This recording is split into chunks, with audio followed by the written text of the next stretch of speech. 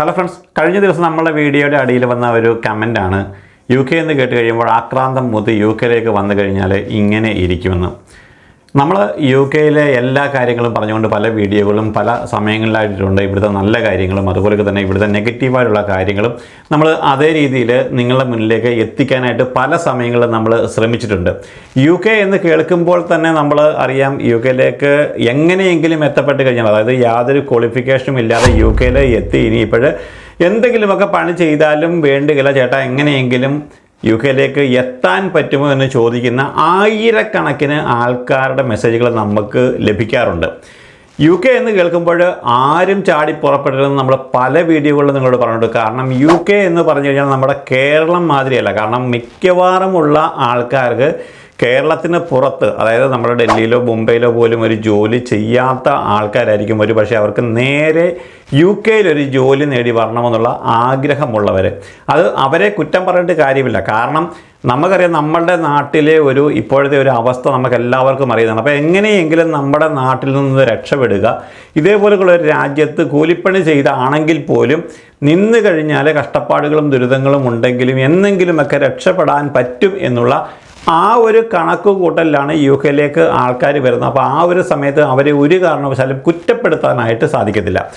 UK എത്തുക എന്ന് പറഞ്ഞു കഴിഞ്ഞാൽ നമുക്കുള്ള ഏറ്റവും വലിയ ഒരു ഷോർട്ട് കട്ട് എന്ന് പറഞ്ഞു കഴിഞ്ഞാൽ ഈ ഒരു കെയറർ വിസകൾ ആയിരുന്നു.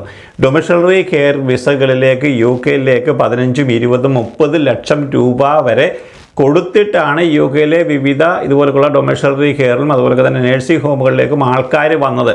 അതിൻ്റെ കാരണവും നമുക്ക് എല്ലാവർക്കും അറിയാം. ഇവരോടെല്ലാവരോടും നമ്മൾ പല പ്രാവശ്യങ്ങളും പറഞ്ഞിട്ടുണ്ട്, ഇത്രയും പൈസ കൊടുത്തുകൊണ്ട് നിങ്ങൾ UK വരരുന്നു. പക്ഷെങ്കിൽ അവർ വീണ്ടും എങ്ങനെയെങ്കിലും UK എത്തപ്പെടുക, UK എത്തപ്പെട്ട് കഴിഞ്ഞാൽ ഒരു 4-5 വർഷം കഷ്ടപ്പെട്ടിട്ടാണെങ്കിൽ പോലും അതിനുശേഷം എങ്ങനെയെങ്കിലും ജീവിതം ഇവിടെ കരുപിടിപ്പിക്കാം എന്നുള്ള ആ ഒരു ഉദ്ദേശത്തോടു കൂടിയാണ് ഇത്രയും നെഗറ്റീവായിട്ടുള്ള കാര്യങ്ങൾ, അല്ലെങ്കിൽ ഇവിടെ നടക്കുന്ന റിയലായിട്ടുള്ള കാര്യങ്ങൾ അവരോട് പറഞ്ഞു കഴിഞ്ഞാൽ പോലും അവർ വീണ്ടും ഇവിടേക്ക് വരുന്നത്.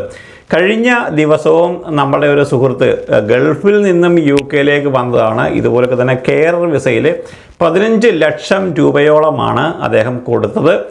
ആ കൊടുത്തിട്ട് UK എത്തിയതിന് ശേഷം അവർക്ക് ഇവിടെ വന്നിട്ട് വിസ ഇല്ല എന്നാണ് പറയുന്നത്. എനിക്കറിയില്ല എങ്ങനെ വിസ ഇവിടെ വന്നിട്ട് നഷ്ടപ്പെട്ടു. ഒരു പക്ഷെങ്കിൽ എംപ്ലോയർ വിസ ക്യാൻസൽ ചെയ്തിരിക്കാം, അല്ലെങ്കിൽ വേറെ എന്തെങ്കിലും കാരണത്താൽ ചിലപ്പോൾ ആ ഒരു നേഴ്സിംഗ് ഹോമിൻ്റെ അല്ലെങ്കിൽ അവർ വരുന്ന സ്ഥാപനത്തിൻ്റെ ലൈസൻസ് ക്യാൻസലായി കഴിഞ്ഞാൽ അവരുടെ വിസ ഓട്ടോമാറ്റിക്കായിട്ട് ക്യാൻസലാകും. എന്തായാലും 15 ലക്ഷം രൂപ കൊടുത്തിട്ട് UK ഇതേപോലെ തന്നെ കെയറർ വിസയിൽ എത്തിയ ഒരാൾ വീണ്ടും ഇവിടെ വന്നതിന് ശേഷം 15 ലക്ഷം രൂപ കൂടി കൊടുത്തിട്ടാണ് അവർക്കൊരു വിസ കിട്ടിയെന്ന് ഞാൻ അറിയുവാനായിട്ട് ഇടയായി.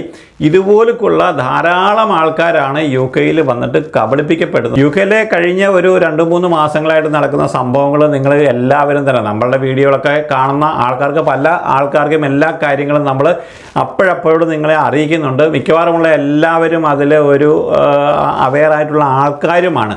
പക്ഷേ എന്നിരുന്നാൽ പോലും വീഡിയോകൾ കാണാതെ അല്ലെങ്കിൽ ഇതുപോലുള്ള ന്യൂസുകൾ അറിയാത്ത ധാരാളം ആൾക്കാരാണ് ഇതുപോലുള്ള ഏജൻസികളിൽ വന്ന് പെടുന്നത്. UK കഴിഞ്ഞ ഒരു 2-3 മാസങ്ങൾ നമ്മൾ നോക്കുകയാണെങ്കിൽ UK ഒരു അവസ്ഥയെന്ന് പറഞ്ഞു കഴിഞ്ഞാൽ നമ്മൾ ഞെട്ടിക്കുന്ന കാര്യങ്ങളാണ് ഓരോ ദിവസവും പുറത്തു വരുന്നത്. നമുക്കറിയാം നാട്ടിൽ നിന്ന് ഇപ്പോൾ ഏകദേശം ഒരു 150-150ഓളം നേഴ്സസ് ചണ്ഡീഗഡിൽ പോയിട്ട് OET സർട്ടിഫിക്കറ്റൊക്കെ ഫേക്കായിട്ട് വാങ്ങി UK എത്തിയിട്ട് ഹോസ്പിറ്റലുകളൊക്കെ ജോലി ചെയ്യുന്ന ആൾക്കാരുടെ പ്രശ്നങ്ങളൊക്കെ നമ്മൾ നേരത്തെ പറഞ്ഞതാണ്. കഴിഞ്ഞ ദിവസം UK നമ്മൾ കാണാത്ത ഒരു കാര്യമാണ് ഈ ഒരു സൂയിസൈഡ് എന്നൊക്കെ പറയുന്നത്.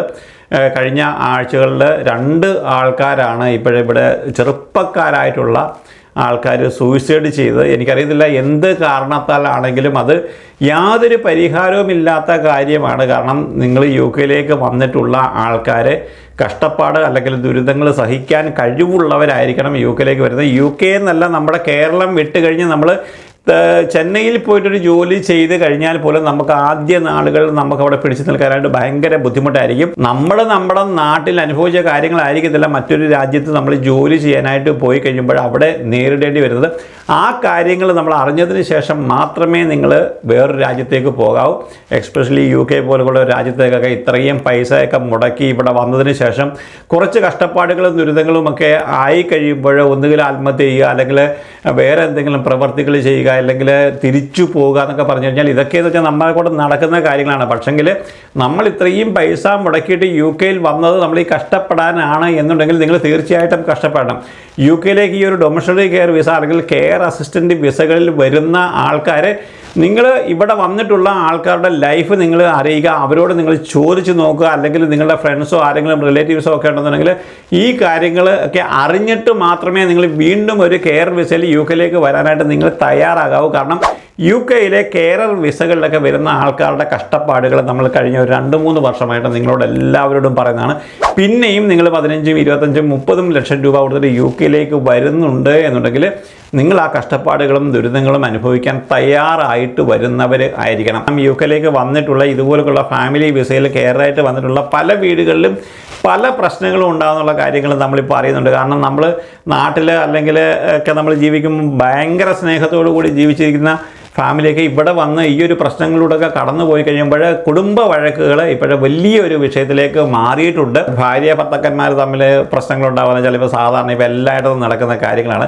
പിന്നെ ഇതുപോലുള്ള ഒരു സിറ്റുവേഷനിൽ എത്തിക്കഴിയുമ്പോൾ, കാരണം ഒരു ഭാര്യയ്ക്ക് അല്ലെങ്കിൽ ഒരു ഭർത്താവിന് ഒരു കെയർ വിസ കിട്ടി, അവരുടെ ലൈഫ് എന്ന് പറഞ്ഞു കഴിഞ്ഞാൽ കുറച്ചുകൂടി ബുദ്ധിമുട്ടുള്ളതാണ്. കാരണം അവർക്ക് ആഴ്ചയിൽ 37-38 മണിക്കൂർ ജോലി ചെയ്യണം. അപ്പോൾ കുറച്ച് ഹാർഡ് വർക്കായിരിക്കും അവർ ചെയ്യുന്നത്. ചിലപ്പോൾ അവർ ജോലി ചെയ്തതിന് ശേഷം വീട്ടിലേക്ക് വന്നു കഴിയുമ്പോൾ വീട്ടിലെ ജോലികൾ മൊത്തം ചെയ്യുക, അല്ലെങ്കിൽ വീട്ടിലിരിക്കുന്ന ആൾക്കാർ ജോലിയൊന്നും ചെയ്യാതെ അവർക്ക് വേറൊരു ജോലിയുമില്ല, അല്ലെങ്കിൽ വീട്ടു ജോലി ഒന്നും ചെയ്യാതെ കുട്ടികളെ നോക്കാതിരിക്കുന്ന ആൾക്കാരാണ് അവിടെ തീർച്ചയായിട്ടും പ്രശ്നങ്ങളുണ്ടാകും. UK ലൈഫ് ഒന്ന് അറിയുക, രണ്ടുപേരും കഷ്ടപ്പെടുക. ഇപ്പോൾ ഡിപെൻഡായിട്ട് വന്നിരിക്കുന്ന ആൾക്കാർ എന്തെങ്കിലുമൊക്കെ ജോലി നിങ്ങൾ നേടാനായിട്ട് ശ്രമിക്കുക. കാരണം നമ്മൾ ഉദ്ദേശിക്കുന്ന രീതിയിലുള്ള ജോലികളൊന്നും ഇവിടെ കിട്ടാനായിട്ട് സാധ്യതകൾ വളരെയധികം കുറവാണ്.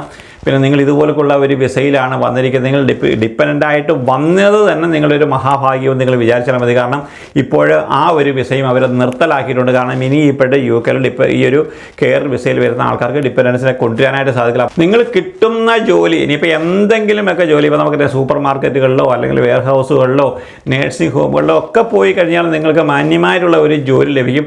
അതിൽ നിങ്ങളത് പോസിറ്റീവായിട്ട് കണ്ടുകൊണ്ട് നിങ്ങൾ ആ ജോലി ചെയ്യുകയാണെന്നുണ്ടെങ്കിൽ നിങ്ങൾക്കൊരു നിശ്ചിത വരുമാനം ലഭിക്കുകയും ചെയ്യും.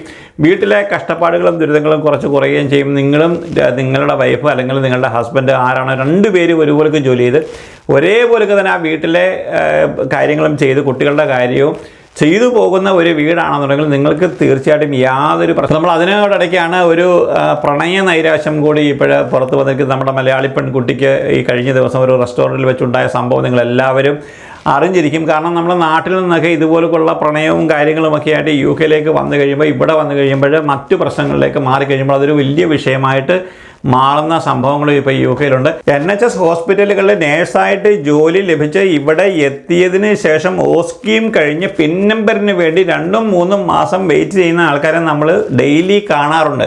നേരത്തെ നമുക്കറിയാം ഇവിടെ വന്ന് ഓസ്കി ചെയ്ത് കഴിഞ്ഞാൽ 2 ദിവസത്തിനുള്ളിൽ നമുക്ക് പിൻ നമ്പർ നമ്മുടെ കയ്യിൽ കിട്ടുമായിരുന്നു. പക്ഷേങ്കിൽ ഇതേപോലെയുള്ള പ്രശ്നങ്ങൾ, ഈ OET പ്രശ്നങ്ങളൊക്കെ വന്നതിന് ശേഷം NMC ഇപ്പോഴേ ഓരോരുത്തർക്കും അവരുടെ ഓസ്കി കഴിഞ്ഞതിന് ശേഷം വലിയ രീതിയിലുള്ള ചെക്കിങ്ങുകളാണ് ഇതിൻ്റെ മുകളിൽ നടക്കുന്നത്. കാരണം അവരുടെ നാട്ടിൽ നിന്ന് പഠിച്ചത് മുതൽ ഇവിടെ വന്നത് വരെയുള്ള എല്ലാ കാര്യങ്ങളും കറക്റ്റ് ആണ് എന്നറിഞ്ഞെങ്കിൽ മാത്രമേ അവർക്ക് ഇപ്പോഴും പിൻ നമ്പർ കൊടുക്കത്തുള്ളൂ. നമുക്കറിയാം UK എത്തിയിട്ടുള്ള നല്ലൊരു ശതമാനം സ്റ്റുഡൻറ്റ് വിസയിൽ വന്നിരിക്കുന്ന ആൾക്കാർ അവരുടെ സ്റ്റേ ബാക്കിൽ കൂടിയാണ് ഇപ്പോഴേ കടന്നു പോകുന്നത്.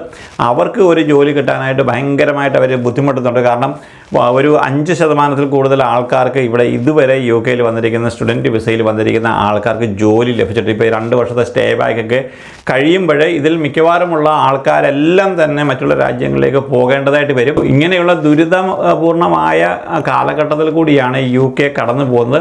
ആ ഒരു സമയത്ത് നമ്മളെപ്പോലുള്ളവർ ഇവിടെ വന്നിട്ട് ഇതേപോലുള്ള പ്രശ്നങ്ങൾ നിങ്ങൾ ദയവ് ചെയ്ത് ഉണ്ടാക്കാതെ ഇരിക്കുക. കാരണം കഴിഞ്ഞ ഒരു 3-4 മാസം നോക്കുമ്പോൾ പല രീതിയിലുള്ള പ്രശ്നങ്ങളാണ് ഇപ്പോൾ UK നമ്മുടെ ഇന്ത്യൻ സമൂഹത്തിൽ നിന്ന് വെളിയിൽ വരുന്നത്. നിങ്ങളെപ്പോലുള്ള ആൾക്കാർ ഏതൊരു ജോലിക്ക് UK വന്നു കഴിഞ്ഞാലും അത് ഒരു പോസിറ്റീവായിട്ട് നിങ്ങൾ കാണുക. കാരണം UK ജീവിതം എന്ന് പറഞ്ഞു കഴിഞ്ഞാൽ ആദ്യത്തെ ഒരു 3-4 വർഷം എന്ന് പറഞ്ഞു കഴിഞ്ഞാൽ ദുരിതപൂർണ്ണമായിരിക്കും. ഇപ്പം NHS ഹോസ്പിറ്റലിലേക്കൊക്കെ വന്നിരിക്കുന്ന നേഴ്സസ് ആണെന്നുണ്ടെങ്കിലും അവരുടെ ലൈഫും അത്ര വലിയ പോസിറ്റീവ് ആയിരിക്കത്തില്ല തുടക്കത്തിൽ. അവരും ഒരു 1, 2, 3 വർഷമൊക്കെ ഇവിടെ നിന്നതിന് ശേഷമായിരിക്കും അവർക്ക് പതുക്കെ അവരൊന്ന് സെറ്റിലാകാനായിട്ട് പോകുന്നത്. അപ്പോൾ നിങ്ങളെപ്പോലുള്ള ആൾക്കാർ ഒന്നുകിൽ സ്റ്റുഡൻറ്റ് വിസയിലോ അല്ലെങ്കിൽ ഈ ഒരു കെയർ വിസയിലോ ഒക്കെ വന്നിരിക്കുന്ന ആൾക്കാർ കുറച്ചുകൂടി സമയമെടുക്കുന്നു സെറ്റിലാവാനായിട്ട്. അതിനുവേണ്ടി നിങ്ങൾ കാത്തിരിക്കുകയാണ് ചെയ്യേണ്ടത്.